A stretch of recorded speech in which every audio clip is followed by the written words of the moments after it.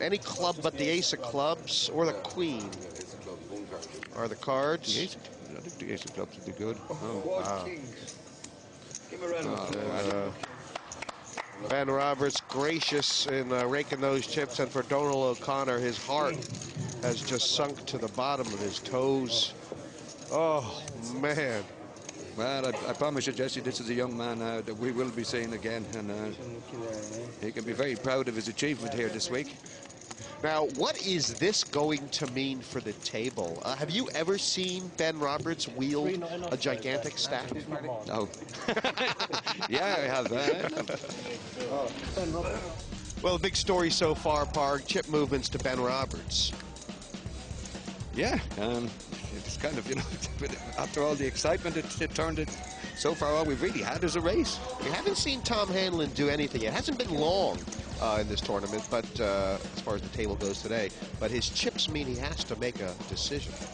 You know, Tom Hanlon's a very interesting player at this table. He was at the final table of the 10,000 Omaha event when Marty Smith won in an almost riot situation in Las Vegas. What a day out that was. But, you know, apart from being a bridge international for Ireland, you know, Tom was playing no-limit hold'em tournaments in the Marion Club 20 years ago. Right.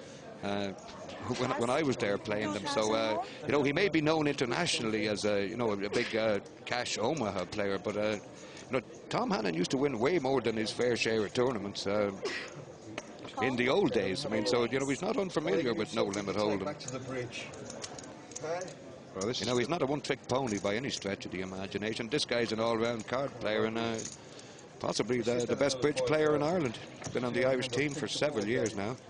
And this is Mad Marty Wilson. Sort of a must-do situation, and it's not about the cards, it's about the position. He sensed weakness here, right? He's not going to be over the moon about getting called here, though. You know, it doesn't take a lot to get Marty over the moon. Oh, that's a good flop for Marty. Pretty sure there'll be a continuation bet here, or a delayed continuation bet. 15,000. Okay, all players for the ladies event are just about to make the draw. Got you absolutely crushed. You're going nowhere. You're going to be runner-up. When you be in the league, you're going to be runner-up. Your 10 is good. There's no king there. Pass. Marty is, I don't know if he's good at talking people off of hands, on hands. One thing's for sure, he's good at talking. And it's his whole game. He loves it. Well, quantity is his forte. Absolutely crushed. Yeah. And it looks like Andy Black's got his coat on. Bad news for Andy Black fans, supporters, and backers. Yeah, I'm pretty sick. I'd sort of slightly improved my situation to about 55,000. And anyway, the button raises 10 or 11,000, and the guy's just lost a big pot on the small blind, chips all in for about 60,000. I pick up a pair of kings on the big blind, so I put my 55,000 in, and he turns over 7-3 of hearts. So I have a king of hearts in my hand, and the flop comes ace deuce 3, 4th street with 1 heart, 4th street is a heart, and 5th street's another heart. So he makes flush. Well, we saw this player at one of the outer tables yesterday. Yes, it is Benjamin Uhas. Now, 137,000 in chips. It's plenty of chips. However, he started the day as one of the chip leaders with over 200K. So you wonder what happened. 4,000 to call. Pass. Raise. 9,700 call.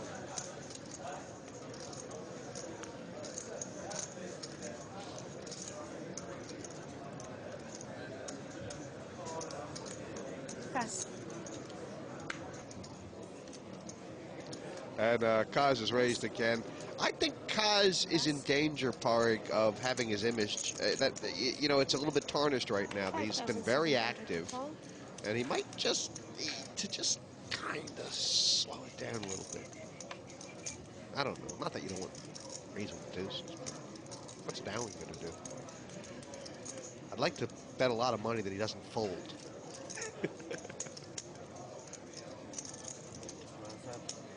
970.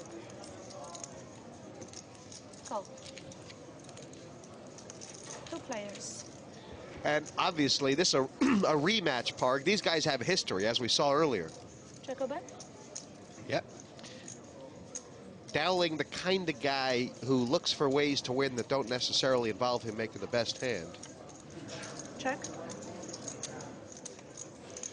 I know a guy who used to be of the theory that every time you were caught bluffing, it was fine, that was an investment in your future, but he doesn't play anymore. Well, there is that levels on levels thing. Well, he caught me bluffing, so he wouldn't expect me to bluff again. 12,900. Or you could just say, this guy's sick. If I bluff The problem him, with the it's gonna-" levels on levels theory is that it all depends on when you stop. You know that I know that you know that he knows that I know. Up.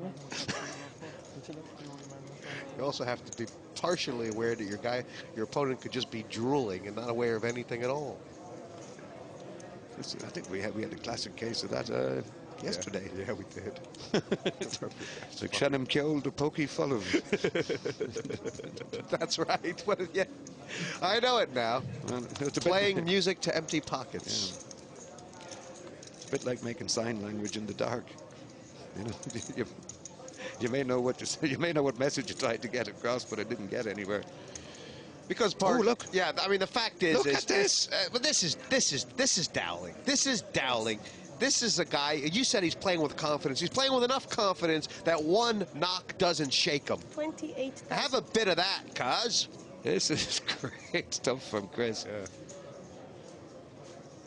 I really like this guy, Chris Dowling. God, look at this. I really like. No, he's not. He's not. He's done this before.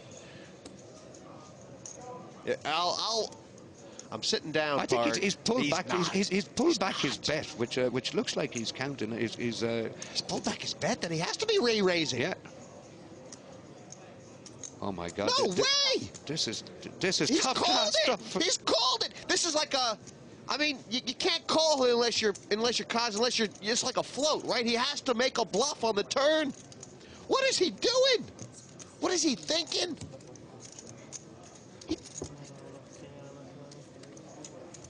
Check a bet. Oh wow. my God! All in. I think, Jesse, that Chris may well have maybe he's put him on a flush down. He doesn't want to give him a free card, but It is kind of an uncallable. I don't know exactly what Greekstein had in his mind, but Pass. that's kind of uncallable, right? What did Greekstein have in his mind? he was going to bet the turn. The level of play, Parg, at this table suggests that you wouldn't be surprised to see 2 or 3 from the final table coming from here. Yeah, well, the level of play at this table would suggest to me that just about everybody at it would like the table to be broken up and they get scattered around the room and hope to get an easier spot. And Dion Jan, or Jan Dion, Marty has raised this Marty's, up. looking a bit like he's just passed a kidney stone and he's been told there's another one coming. Oh, this is great news for Marty. It sure is. It sure is. This could be the beginning of redemption. Yep. Re-raise. Other possible option is this could be the beginning of a very long story in the bar. Spread over separate countries. 30,000. Not all in by any means. So they can bet the flop, you might win. Yeah, I want to win it on the I don't think anybody else would be hopping in behind here because you know, Marty is aware of making this raise that he's going to get called. I really need the call. Well, it's 19,000 to win 52. Dion's a statistician. He is never going to turn down that price. Well, you don't need to be a statistician. The village idiot could have called this one. And Marty Wilson all in. However, way ahead.